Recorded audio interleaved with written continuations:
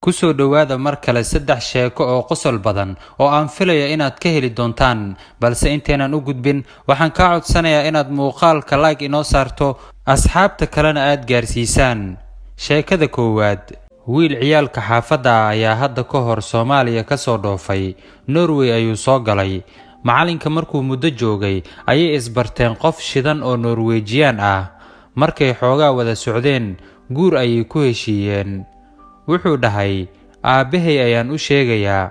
Xariifkii duqi ayuu wacay oo xamar ku nool. Halow aabe, haa wiilkaygiiyow sidee tahay? Aabe waan fiicanahay, adiga sidee tahay? Alxamdulillaah, warsan iyo salaama. Markii xoogaa la iswaraystay ayuu wiilkii dhahay, aabe maanta bishaaro ayaan kuu wadaa. Haye abshir, waa maxay bishaarada wiilkaygiiyow? Aabe gabar ayaan la soo heshiiyey inaan guursadaana rabaa. oo guuriya wiilkaygiiyow ee gabarta ciddeeda yaa waaye? Aabba waa Norwejian ayuu wiilkiina ku jawaabay. Odaygii baa inta soo booda wuxuu dhahay, igaarkaygiiyow xamar markaan deganeen xaafadda Suuqbacaad ciddii dariskeena ahayd ma xasuusataa? Wiilkii wuxuu dhahay, haa aabe, reer Sheekh Cali waan xasuustaa. Odaygii wuxuu dhahay, Sheekh Cali waa runtaa waad xasuusataa, ee muxuu xoolo ka qabay?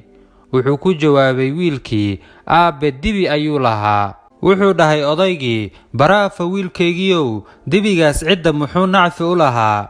wiilkii wuxuu dhahay, aabe dibigaas lo'da ayuu u boodi jiray oo loo keensan jiray, ciddana xoogaa lacaga ayaa la siin jiray. odaygii wuxuu dhahay, maandhow ma arki jirta cid inta Sheekh Cali u timaado dhahaysa dibigan ama weyshaan dibigiina ayaa siceena ka dhalay ee qaata?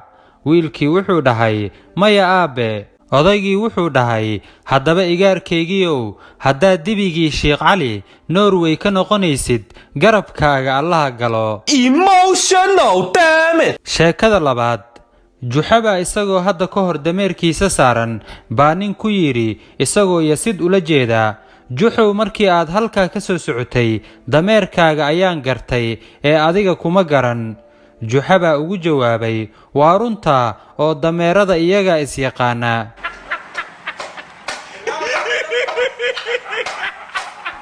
Sheekada saddexaad, nin baa hadda ka hor ku yidhi gabar, alla quruxsanida, say ku tiri, maxaa quruxlow u noqon weyday si aan kuu iraahdo quruxlow baa tahay adiguna? Suu ku yidhi, dhib ma lahan, been ii sheeg si aan anigaba beenta kuugu sheegay oo kale. haddaba waxaan filayaa saaxiibayaal inaad sheekooyinka ka bogateen ama aad ka hesheen.